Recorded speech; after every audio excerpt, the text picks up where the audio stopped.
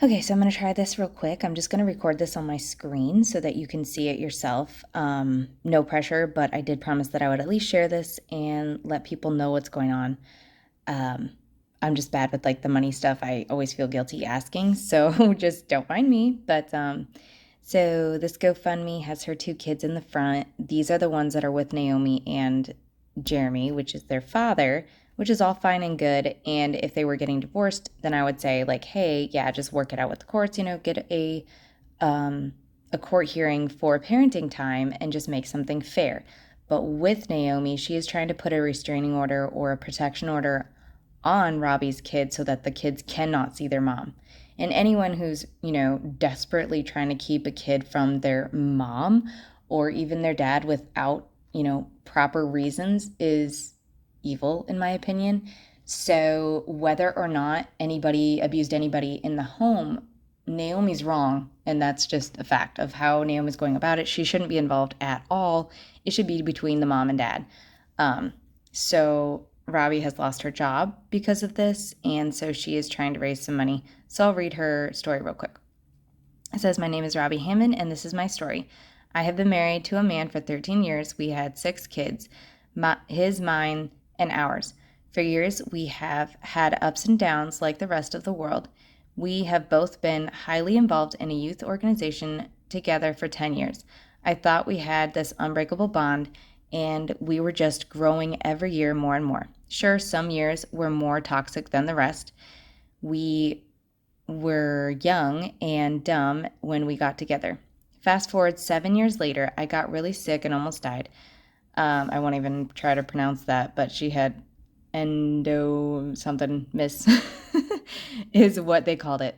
My, at the time, fiance saved my life and rushed me to the hospital after I almost bled out. We ended up getting married, and a few months later, after my recovery from having a hysterectomy at 32 years old, we bought our first house together in 2021 for Valentine's Day. The same year, he bought me a Jeep Cherokee Overland. What I thought we were growing towards was a happy family and stability. All the years of harsh reality and the bad times was paying off. We were young adults that finally had these nice things we worked so hard for. Fast forward a few years later, this married woman who claims to be, sorry about the text, claims to be an abuse advocate and a life coach, said she was staying on a base with her husband, was a childhood friend of my husband's from the age of 12 to 14. She said she had been looking for my husband for 20 years, and they were ripped apart because of this church that was allegedly a cult. She said they were ripped apart for dating since she was white and he was black. And I promise you that is not true. Just interject, not true. Naomi's story is false. Her mother even corroborated it, and her sister. She said she was beaten and abused around that age, and she got sent away to an all-girls boarding school because her alleged racist family wouldn't let her see this black boy at this church. That's also false.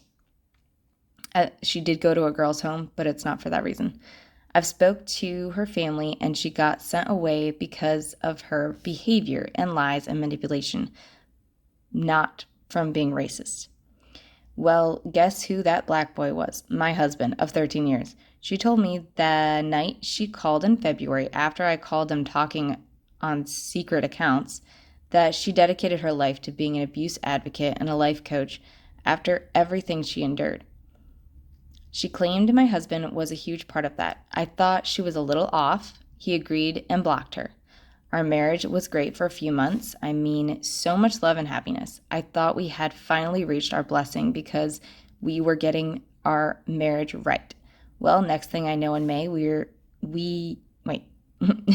back to fussing and fighting and nitpicking. Things were rocky again. We decided to take a break. My daughter and I went to spend some time in Las Vegas. Sorry, I hate reading out loud. I'm terrible at it, and I usually mess up people's words, and then if the grammar's off, then I get messed up. So, sorry.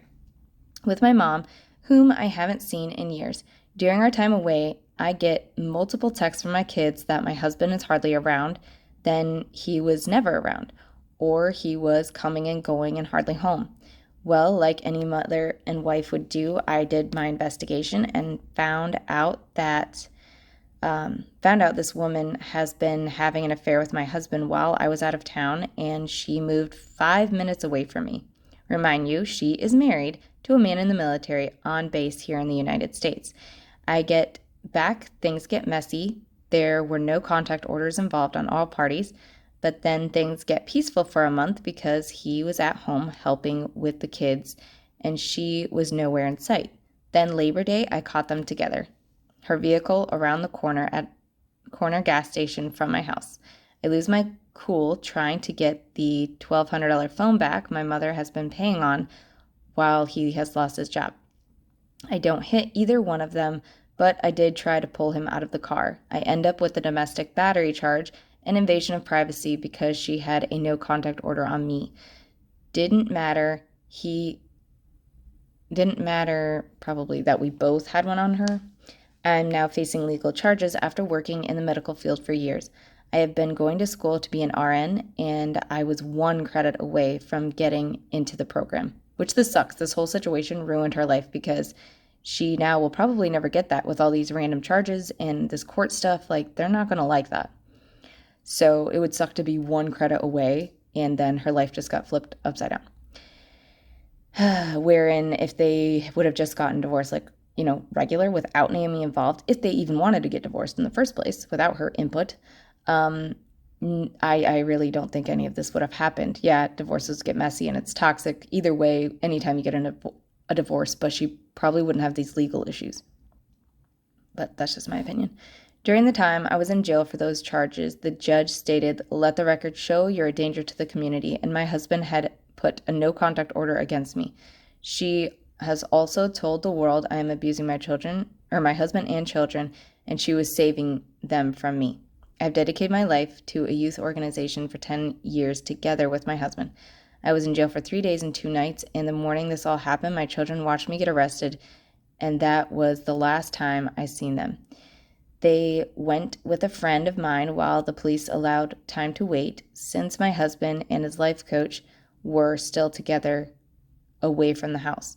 While I was detained, he picked up my children at my friend's house with his girlfriend life coach. He took my children home, packed a few bags, and took them from their beautiful home, their 3 beautiful Rottweilers they love so very much, their school, all their friends, their whole life, and moved them in with her and her 2 kids.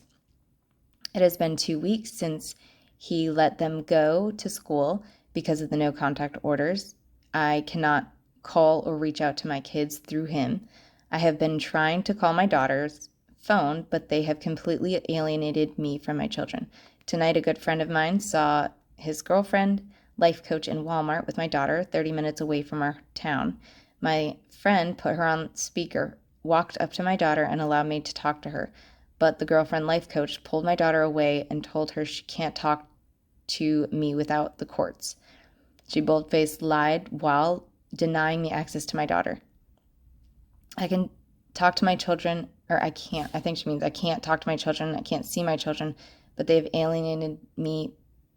Oh, maybe she means she can. Like, she's legally allowed to, but they've alienated her from her kids and have been manipulating them. I'm a good mother. I have a whole town that will vouch for me. I'm great with kids, but because we are married, it's a civil matter and my hands are tied financially. I'm asking the community for help. Not only do I have to come up with attorney fees, which someone did donate for her attorney, so now she just basically needs help with everything else, for both criminal and civil cases, but my ex did not pay the bills here for months. I lost my job in the process, and I have been fighting like hell to do everything right. To my kids back and get my life back. My daughter cried when she heard my voice for the first time in 2 weeks because they have been lying to my children. What they're doing is child abuse, and I'm fighting to get my babies back and clear my name. Thank you all for listening. Here's some people that did get to donate. I don't know if that's supposed to be shown or not, but there it is. If you'd like to go help her out, that's the info.